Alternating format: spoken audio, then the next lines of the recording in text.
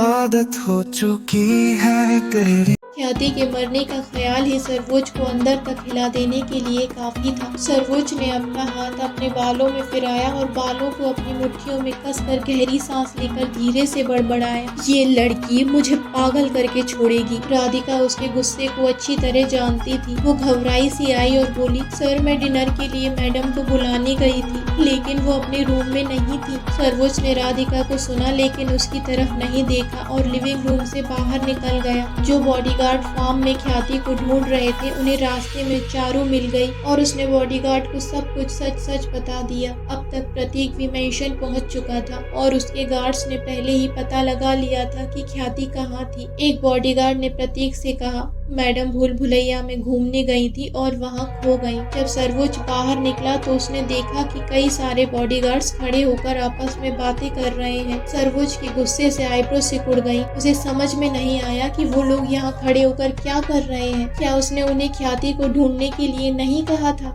जब सभी बॉडीगार्ड्स ने सरवोज को आते देखा तो बिल्कुल शांत हो गए और किसी ने भी जरा सी आवाज नहीं की। हमेशा ही एक्सप्रेशन लेस रहने वाले सरवोज के फेस पर इस वक्त गुस्सा और टेंशन दोनों साफ साफ देखे जा सकते थे। सरवोज ने एक नजर प्रतीक और आसपास खड़े बॉडीगार्ड्स पर डाली और गुस्से में बोला, तुम सब यहाँ क्या कर रहे हो? मैंने उसे ढूंढने के लिए कहा है या यहाँ आपस में खड़े होकर बातें करने के लिए? तभी प्रतीक बोला, सर हमें मैडम का पता चल गया। सरवोज ने एक नजर सारे बॉडीगार्ड्स पर डाली। उनके फेस उदास थे। उन्हें देखकर सरवोज के दिल की धड़कनें रुक गईं। उसे ऐसा लगा, क्या वो मर गई या उसे कुछ हो गया? क्या उसने सुसाइड कर लिया? इतना सोचते ही सरवोज का दम घुट गया। उसे ऐसा लगा जैसे आसपास के एटमॉस्फेयर में ऑक्सीजन का लेवल कम हो गया हो। सरवोज ने फिक्र भरी आवाज में पूछा, वो कहाँ है? प्रतीक बोला, सर मैडम भूल भुलैया में घूमने गई थी और वहाँ खो गई, फिर बाहर नहीं निकल पाई। भूल भुलैया सुनकर सरवोज ने राहत की सांस ली। उसे ऐसा लगा जैसे उसके दिल ने फिर से धड़कना शुरू कर दिया हो। वो मन ही मन बड़बड़ाया, इडियट लड़की, इसने तो मेरी जान ही निकाल दी थी। एक सेकंड के लिए सब ने सरवोज के फेस पर हल्की सी स्माइल देखी और तुरंत ही उसके एक्सप्रेशन फिर से पहले की तरह कोल्ड हो गए। वो गुस्से में बोला, तो फिर तुम सब यहाँ क्या कर रहे हो? जाकर उसे ढूंढो। तुरंत ही सभी बॉडीगार्ड भूल भुलैया की तरफ जाने लगे। कुछ सेकंड बाद सरवोज पीछे से बोला,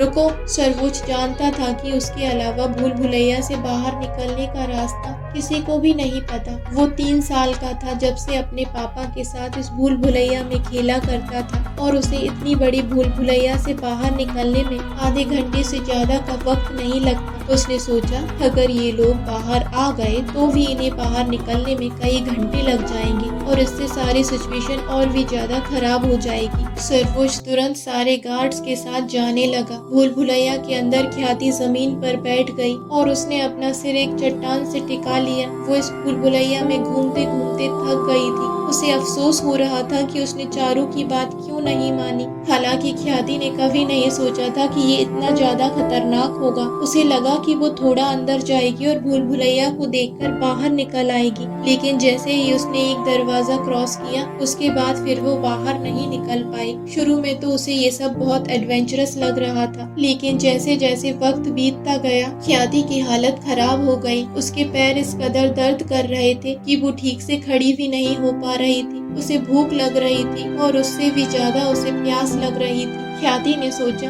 अगर मैं यहाँ मर गई तो मॉम का क्या होगा? इतना सोचते ही वो फिर से उठकर खड़ी हो गई और चलने की कोशिश करने लगी। वो 4 कदम भी नहीं चल पाई और फिर से लड़खड़ा गई। वो पिछले 7 घंटों से लगातार चल रही थी। सरवोज भूल भुलैया की तरफ बढ़ रहा था। वो इतना तेज चल रहा था कि सभी गार्ड्स को उसे फॉलो करने के लिए लगभग दौड़ना पड़ रहा था। भूल भुलैया के दरवाजे पर पहुंचकर उसने गार्ड्स को देखते हुए कहा, तुम लोग यहीं मेरा वेट करो। इतना कहकर सरवोज भूल भुलैया के अंदर चला गया। सरवोज ने अपने मोबाइल की फ्लैश लाइट ऑन करके जमीन पर देखा। एक जगह पर पैरों के कई बार चलने के निशान थे। वो समझ गया था कि ख्याति कई बार यहाँ से घूम कर गई है, लेकिन बाहर नहीं निकल पाई। ख्याति जमीन पर बैठी थी। उसे मच्छर काट रहे थे। कीड़ों और झींगुर के बोलने की आवाजें उसे डरा रही थी। उसने कई बार आसपास चमगादड़ों को उड़ते हुए देखा था। उसे लग रहा था कि शायद वो इतनी आसानी से यहाँ से बाहर नहीं निकल पाएगी। ख्याति का मोबाइल तो कब का डिस्चार्ज होकर ऑफ हो गया था और अब वो अंधेरे में बैठी थी। भूल भुलैया में अंधेरा था, लेकिन इतने घंटे से यहाँ भटकते हुए ख्याति की आंखों को अंधेरे की आदत हो गई थी और वो अंधेरे में भी देख सकती थी। उसे चारू की बात याद आई, इस भूल भुलैया से बाहर निकलने का रास्ता सिर्फ सर को पता है। ख्याति ने अपने मुंह पर हाथ रख लिया और जोर जोर से सिसकते हुए मन ही मन बोली, सर्वोज प्लीज मुझे बचा लो।